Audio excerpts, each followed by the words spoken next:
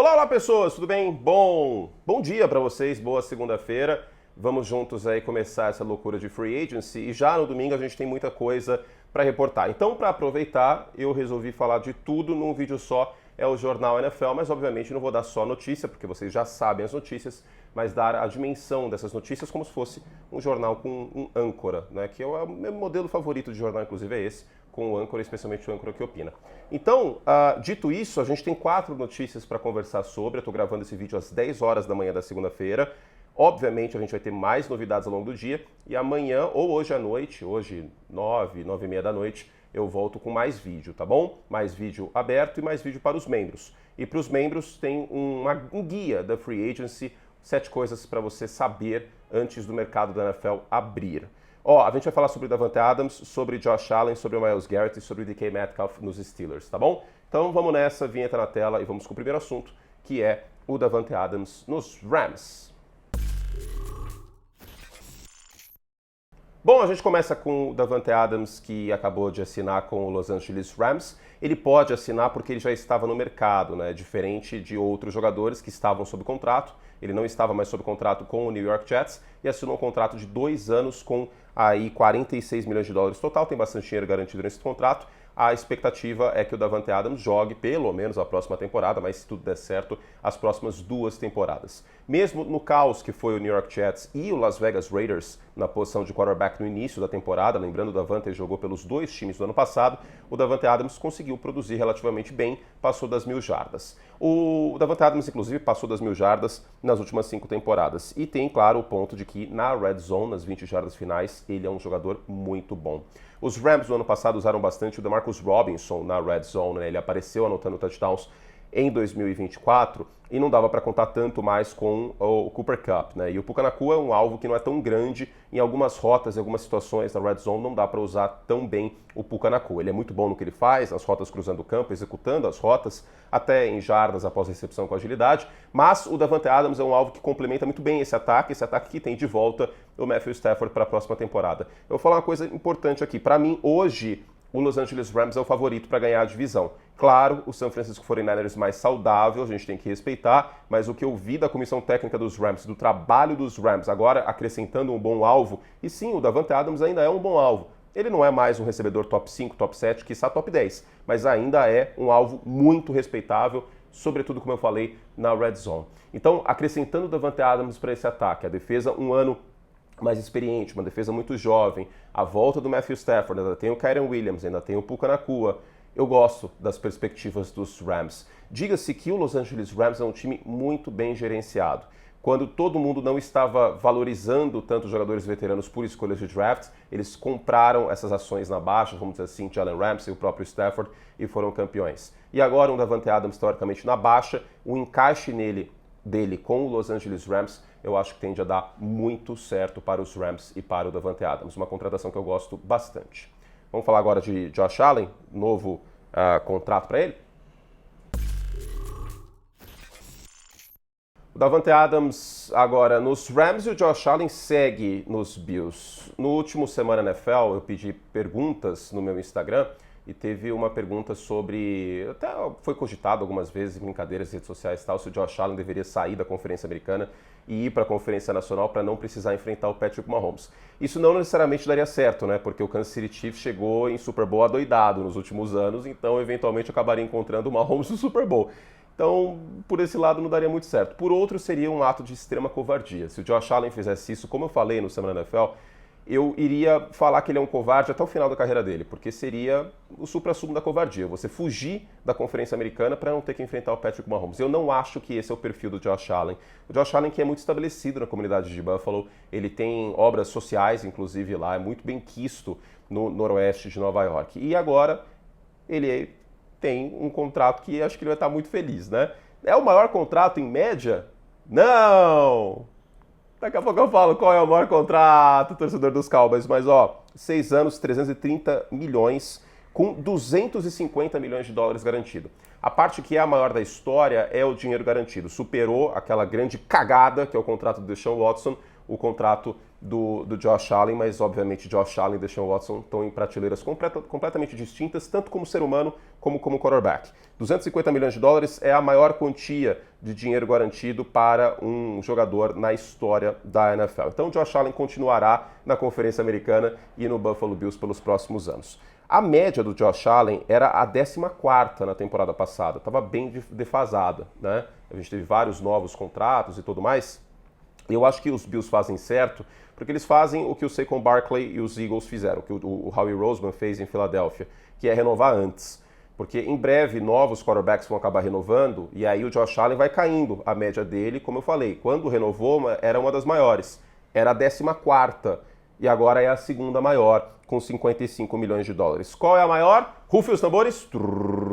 Dak Prescott, que aliás reestruturou o contrato para abrir espaço na folha do Dallas Cowboys. E eu vou falar de novo do Dallas Cowboys, que gestão pavorosa do Jerry Jones. O que os Cowboys acertam algumas coisas, por exemplo, draftar o CeeDee Lamb, draftar o Micah Parsons, eles erram na gestão do time. Eu já falo sobre porque a assinatura de contrato do Myles Garrett acaba importando bastante nisso, é o terceiro tópico. Sobre o Josh Allen, honestamente não tem muito o que falar. Geralmente quando a gente fala de um novo contrato de quarterback, sempre tem aquela questão inicial de será que vale? Nesse caso, obviamente vale. O atual MVP da NFL, um jogador que tem aí uma produção absurda, tanto correndo com a bola como passando a bola nos últimos anos. Teve aquele mês fantástico contra Detroit, contra o Los Angeles Rams, contra os 49ers, contra os Chiefs. O Buffalo Bills acaba não tendo sucesso em pós-temporada, mas eu não acho que isso necessariamente é na conta do Josh Allen, muito mais na conta do Sean McDermott. Agora resta a pergunta, será que durante toda a duração desse contrato o Sean McDermott será o técnico, o head coach do Buffalo Bills? Eu tenho minhas dúvidas, sinceramente. Talvez com o McDermott o teto aí desse time já tenha chegado. Lembrando que o Josh Allen tem 4 derrotas, os Bills têm 4 derrotas nos playoffs contra o Kansas City Chiefs. Vamos falar de Dallas Cowboys de novo indiretamente e de Cincinnati Bengals, porque eu vou falar agora de Myles Garrett. Engraçado, né, como mudou a posição do Myles Garrett. Queria ser campeão, não queria ir de Cleveland para Canton. Pois é, né, nada que 123 milhões de dólares garantidos não resolva, né? É difícil, eu sempre tenho a postura de não fazer conta com dinheiro alheio. Né? Eu sei que, bom, a partir de $1 milhão você está muito bem estabelecido. Mas vale lembrar que atletas, eles não ganham dinheiro a vida inteira, né? Eles ganham dinheiro até 35, 36 anos. O Myles Garrett tem 29. Então eu não vou ficar fazendo muita conta com dinheiro alheio e tal. Mas eu só acho curioso a mudança de postura do Myles Garrett, que há um mês pediu troca, queria sair dos Browns, queria um time competitivo. E aí agora parece que não é tanto o caso, né? 40 milhões de dólares de média é a maior média da história de um jogador não quarterback. Né? Supera o Justin Jefferson, supera o Max Crosby. E supera em muito. A média do Max Crosby, que acabou de renovar com os Raiders, 35,5 milhões. Ou seja, para manter o Myles Garrett, além dos 123 milhões garantidos, os Browns deram 5 milhões de dólares a mais por ano de média para o Myles Garrett do que o último maior contrato de não quarterback da NFL, que era do Max Crosby. Eu não concordo com a manutenção do Myles Garrett e eu sei que parece completamente absurdo dizer isso. Só que a questão é que se ele estivesse jogando, por exemplo, no Pittsburgh Steelers, que é um time que tirou muito mais do elenco do que teve, na minha visão, nos últimos anos, ou no Baltimore Ravens, no Kansas City Chiefs, no Buffalo Bills, enfim, Los Angeles Rams, times bem geridos, aí é óbvio que eu ia falar, pô, legal, renovou, tinha que renovar, um grande jogador. Mas a minha visão é que a manutenção do Myles Garrett no Cleveland Browns nada mais é do que você andar de Mercedes sem ter dinheiro para pagar o IPVA da Mercedes. Pode ser que lá na frente você venda a Mercedes e aí você pague a dívida do IPVA, mas se você tem outras prioridades, gastar 40 milhões de dólares por ano com um luxo, que hoje, para os Browns, o Myles Garrett é um luxo. Ano passado, teve o Myles Garrett, e teve o Myles Garrett com 14 sacks. Não é 40 milhões de dólares no Myles Garrett que vai mudar alguma coisa em Cleveland. Por isso, eu fiz um vídeo na sexta-feira passada, e eu acredito que a melhor opção para Cleveland era a opção Oppenheimer. Era destruir tudo. Era a opção nuclear. Troca o Myles Garrett, troca o Denzel Ward. Não é uma atitude perdedora isso, pelo contrário. É dar 2 passos para trás para dar 3 para frente. Tem que assumir o BO, tem que, sabe, engolir o remédio amargo. Você já fez a lambança do contrato do Deshaun Watson? Não é pagar 40 milhões no Myles Garrett que vai resolver, pelo contrário. E aí ele não tem nada a ver com isso. Se o time quiser pagar 40 milhões de dólares, ele vai lá e fala assim, ok, vou continuar então, já que eu vou ganhar tanto dinheiro assim. Porque tem um outro ponto. O Myles Garrett tem 29 anos. Talvez este ano seja o auge do Myles Garrett, e o ano que vem. Só que a partir de 2027, considerando a idade dele, ele pode entrar em declínio. E grandes pass rushers na NFL começaram a produzir menos depois dos 30 anos. É normal que isso aconteça. E aí eu pergunto, vai valer isso aqui para Cleveland? Por isso que o contexto de cada time é importante. Se essa assinatura fosse, se esse valor fosse o TJ Watt em Pittsburgh, eu não estaria falando essas palavras. A questão é que, em Cleveland, é um luxo que o time não pode ter. Que lindo vai ser ele ter 60 pressões e 14 sacks nessa próxima temporada, com Cleveland tendo 5 vitórias, 6 vitórias. Tendo Kirk Cousins ou Deshaun Watson de quarterback. Então, honestamente, eu acho que não seria a posição que eu tomaria. Agora, depois da renovação do Max Crosby, depois da renovação do Myles Garrett, 2 times estão chorando as pitangas. São eles.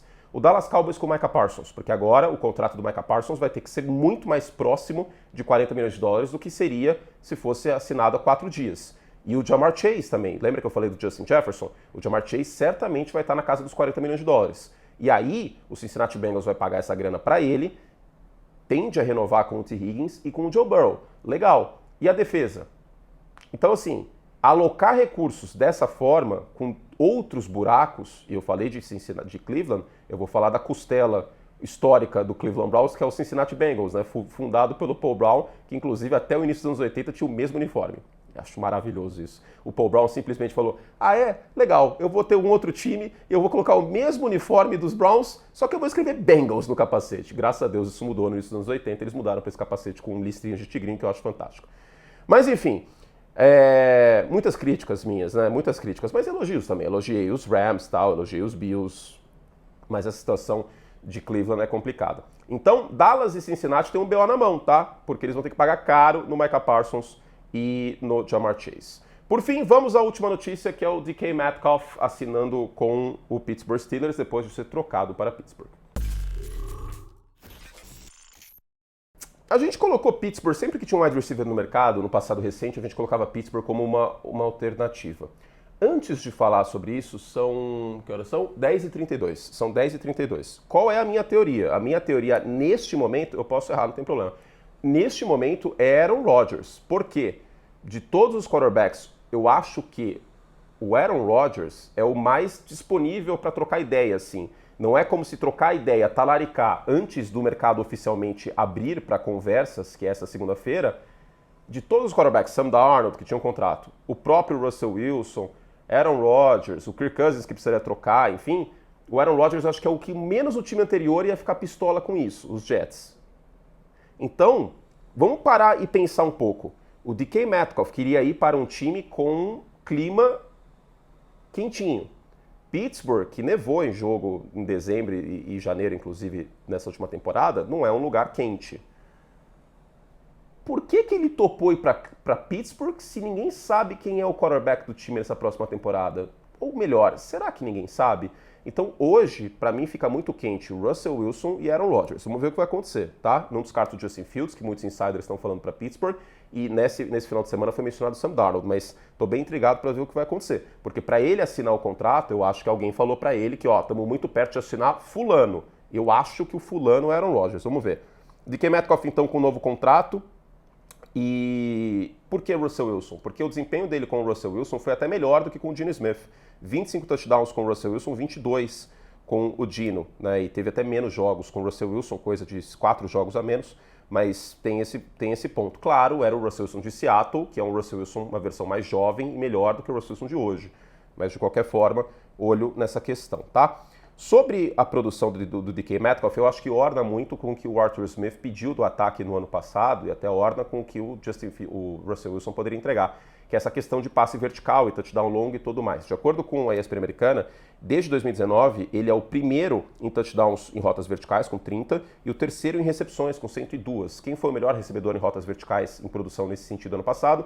O George Pickens. Então, olho nesse ataque de Pittsburgh dessa maneira. Vamos ver quem vai ser o running back lá também titular. O Najee Harris é free agents, lembrando, tá? Agora, para Seattle, gente, eu achei muito barato. Mas foi barato pela oferta e demanda. Por quê? porque os times não estavam dispostos a pagar uma primeira rodada pelo DK Metcalf. Então, tudo que Seattle conseguiu foi uma escolha no final da segunda rodada, além de inverter as escolhas de sexta e sétima. É muito pouco, mas a verdade é que Seattle, eu acho que abraça o rebuild de vez. Seattle tem o Jackson Smith-Njigba como principal arma, que é um bom jogador, né? Mas em contrato de calor, não terá mais o Tyler Lockett, um corte que era esperado. Não quis pagar o Gene Smith, que eu não acho nenhum absurdo. Não quis pagar o DK Metcalf, porque eu acho que o time se vê numa posição de recomeçar no lado ofensivo. Seattle precisa endereçar o meio da linha ofensiva, por exemplo, tá? Seattle precisa saber quem vai ser o quarterback. Agora, que quarterback vai querer ir para Seattle?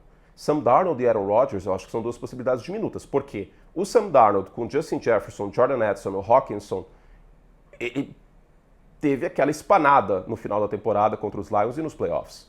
E o Aaron Rodgers sem linha ofensiva, especialmente no meio, não acho que vai ser uma boa ideia, ainda mais sem alvos para passar. Então, esses dois talvez não estejam em Seattle. Eu não descarto um quarterback bem abaixo da média no Seattle Seahawks para essa próxima temporada. Vamos descobrir nas próximas horas, nos próximos dias, quem será o novo quarterback dos Seahawks. Ainda tem o Sam Howell lá como opção, mas não sei se dá para descartar ou não, sinceramente. Sobre os Steelers, pagaram muito barato no recebedor que orna com o sistema, e agora é descobrir quem vai ser o quarterback.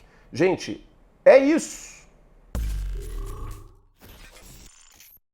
Rapidinhas aí, o Joey Bosa está conversando bastante com os 49ers, talvez a gente tenha uma reunião de família aí da família Bosa, com o Nick Bosa e o Joey Bosa jogando por São Francisco no próximo ano. Aaron Rodgers está cada vez mais quente em Pittsburgh, inclusive rumores desse início de segunda-feira, de acordo com o Pro Football Talk. Também tem a questão aí do Nick Bolton renovar com o Kansas City, um jogador que eu gosto, acho que um bom linebacker, não é um linebacker de primeira prateleira, mas um contrato bem ok, 3 anos, 45 milhões. Harold Landry volta para os braços de Mike Vrabel, foi para o New England Patriots, essa era uma carta marcada aí nessa free agency, inclusive, né?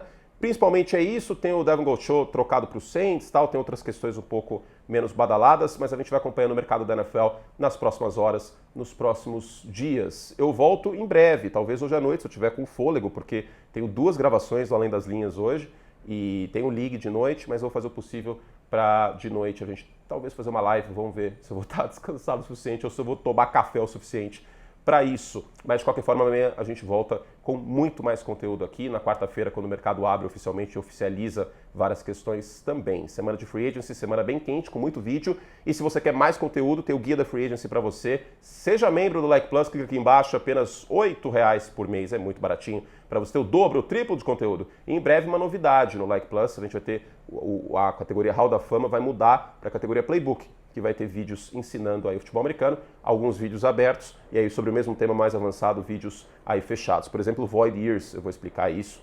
Tem coisa legal vindo pela frente. Vamos juntos aí para a próxima temporada da National Football League. Um beijo carinhoso, para mais conteúdo, como eu já falei, venha pro Like Plus. No primeiro comentário fixado tem os vídeos. Se você tem curiosidade de saber que vídeos eu tenho a mais, primeiro comentário tem os vídeos que você tem acesso se você é membro.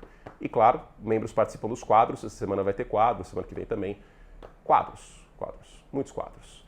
Um beijo para vocês, até a próxima. Fizemos tudo, será que podíamos? Tchau.